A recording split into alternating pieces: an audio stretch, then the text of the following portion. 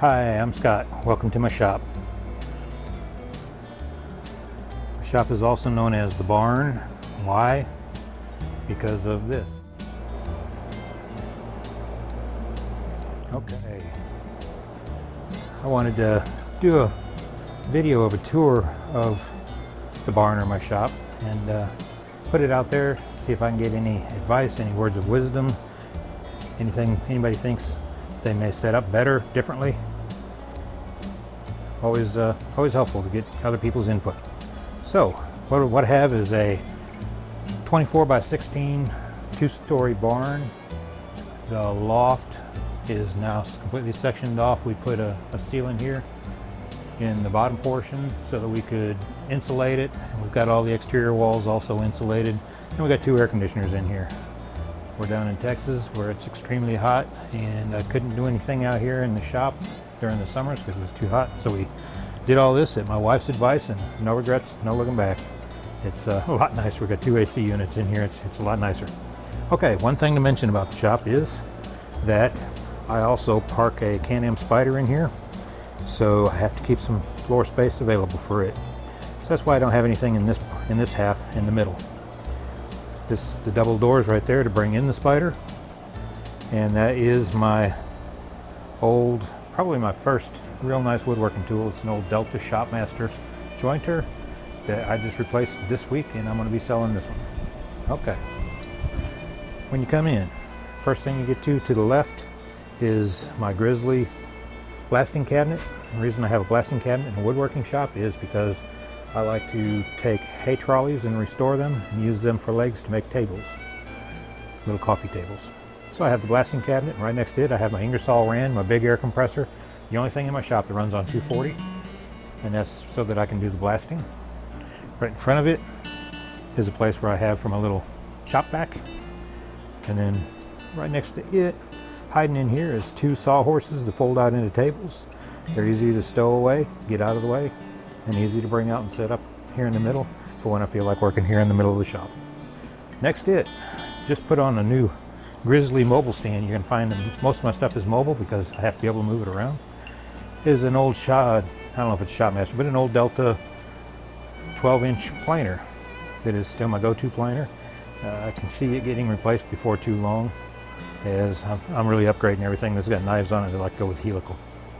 Okay, behind it, hiding back there, is a sliding Craftsman miter saw, power miter saw on a miter stand. Again, easy to take in, take out. Right next to it is a Porter cable scroll saw. Couldn't think of what it was called for a second. And the stand for it is underneath it right now. It's not on the mobile base, correction. It's not on the mobile base yet. The mobile base for it is underneath it. It'll eventually go on a mobile base too. When I first started here in the shop and woodworking out on the back porch, I got a lot of benchtop tools, and some of them, as I've been replacing them, I don't want to get rid of, and I'll explain that here in just a second. Right above this is a wire that I have hanging where I hang a bunch of my clamps, my smaller clamps. And then up above that is lumber storage. Okay. Right to the right of the scroll saw is my little benchtop 9-inch Craftsman bandsaw. And right next to it is my 14-inch Craftsman bandsaw. People wonder why would I keep a 9-inch bandsaw when I have a 14-inch. It's pretty simple. I've got a little blade on this for doing more intrinsic cuts, and I got the resaw blade on that one. I don't have to keep switching blades back and forth. Pretty convenient. Okay, moving along, right next to it, I have my little Rikon slow-speed grinder, and that's for sharpening my tools, primarily from a lathe. Above that, I've got a bench, or not a bench, but a shelf for various tools, my one-way jigs and whatnot for sharpening my tools. Above that is the first of 2 air conditioners. And up above that is a storage shelf. Okay, right next to the grinder, I have my Grizzly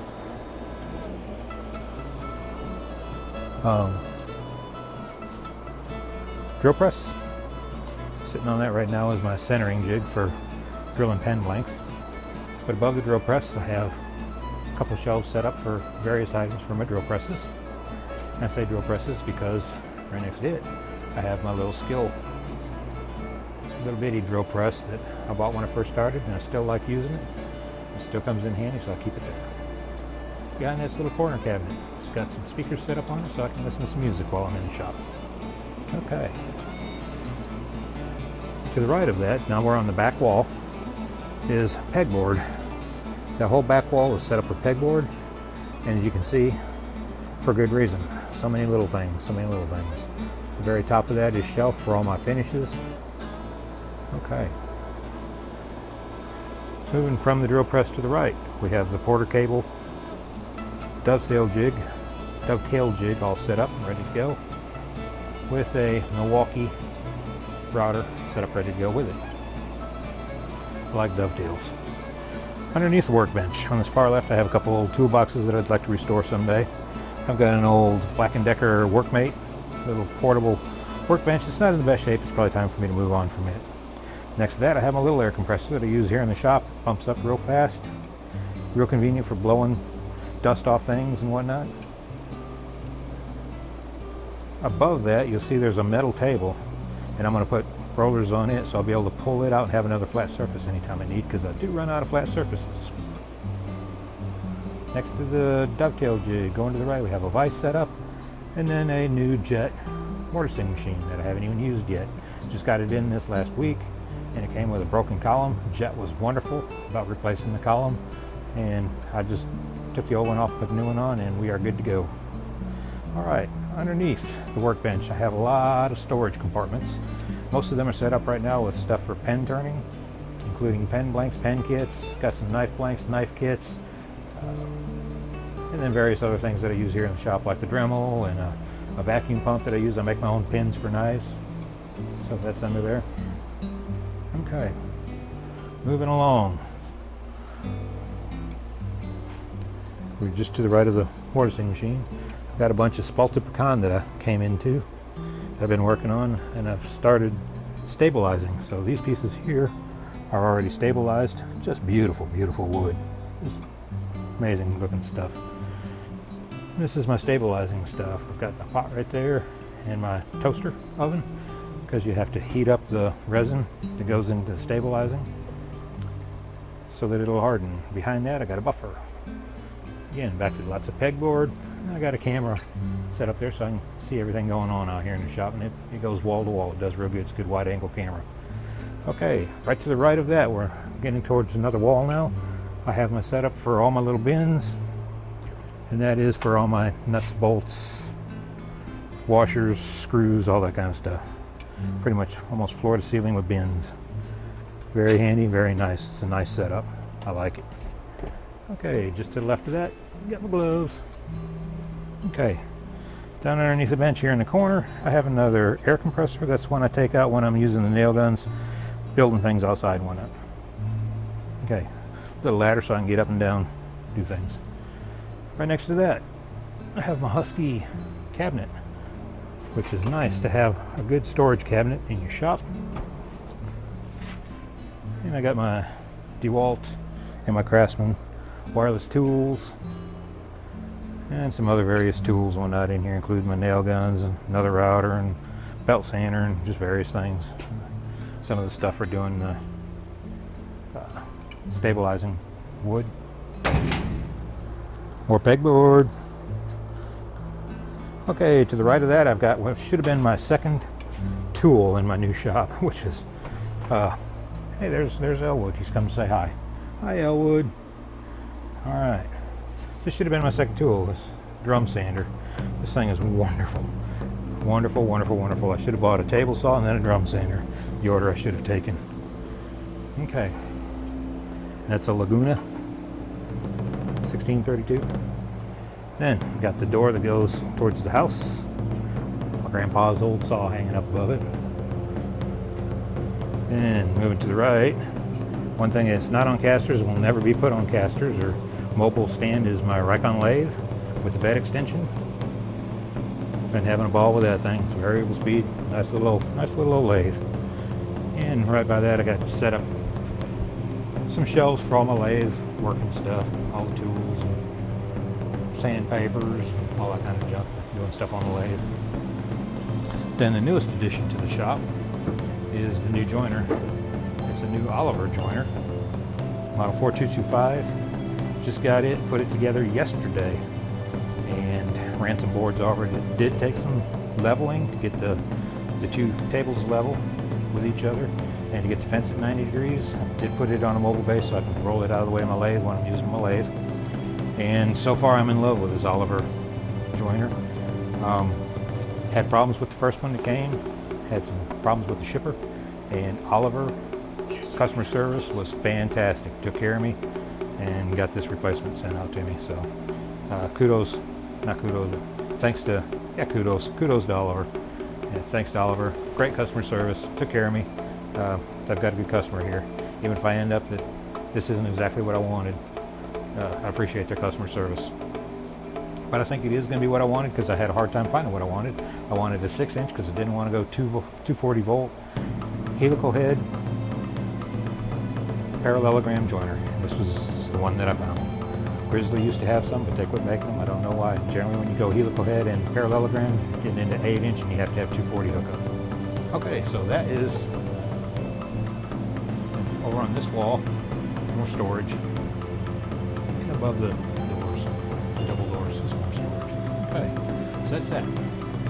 Then, one thing that you notice in my shop is lots of shop lights. I've got 12 sets of shop lights hanging, because one thing I did not want to have is shadows everywhere and having to look for light when not to see. And this is lit up nice, and I love it. No regrets. Okay, hanging up towards the middle of the shop here, a little bit more on the bend, is a Grizzly air cleaner, which is on most of the time when I'm in the shop. It's not on right now. I'm really trying to avoid dust. It's not on right now, but it's because I'm making this video and didn't want the noise of it. It does make a little bit of noise, which these microphones pick up real well. Okay, down on the floor I have my new Laguna Fusion 2 table saw, Fusion F2, and I'd never had a good table saw before. Let me say, get you a good table saw. This is nice. Nicest one I'd ever had before was a Bosch job site saw, which was a good table saw, but man, you get a good cabinet saw like this and it makes a world of difference. I wanted the saw stop, but couldn't justify spending that kind of money. On top of it, I've got the Incra 5000 miter sled, which I'm really loving. I spent some good time setting this saw up to make sure everything was nice and square, and it's a good cutting, smooth running machine. I love it. Okay, underneath of this is I added the cast iron table to set up as a router table. So I have the router table set up here with the Rockler Pro router lift. And it's nice. It is real nice. I'm liking that real well. So underneath, mounted, is a heavy duty Porter cable router that'll run just about anything through, I believe. Okay, there's a couple of hay trolleys that I've been working on and restoring, getting ready to make another table. Okay, just to the right of that, I've got my roll around accordion roller stand. So I put that wherever I need it. Okay, back up off the floor now. Then what's left is the middle section, which is my sanding station, which is where I have my jet dust collector. I had a Steel City dust collector, but wanted one of the canisters and more power, so I got this jet, and no regrets. Does a nice job. Okay, so the sanding stuff here in the middle, I got a jet spindle sander, and you'd think that's hard to get to, but since the dust collector's on wheels, I just roll it out of the way and I can get to my spindle sander. Got a Rikon belt disc sander, a little small one, real nice for working on knives. I've got my downdraft table, and of course everything is all piped. This is just an extra piece of pipe, but everything's all piped and all has blasting gates, blasting gates, whatever you call them, so that I can run the dust collector to just one tool or a couple tools if I want to. Okay, outside of that, we have the Porter cable belt and disc sander. Okay, underneath my table down here, on this side, Got some storage bins that I keep all my portable sanders, like my random orbital sanders and whatnot in, and extra sandpaper for the disc sanders and random orbit sanders and mouse sander and whatnot. Coming around to this side, I've got some little storage things that I haven't used yet, and a little fridge so I can have a cold drink here in the barn, and a little sandpaper organizer. All right, that is a tour of my shop.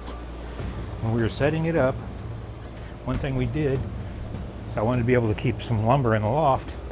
So up there, can't really tell it, can't see it, but we have two huge, like 8 foot by 8 foot, not quite 8 foot by 8 foot, but probably 8 foot by 6 foot or so, big platforms that drop down, and they're on pulley systems.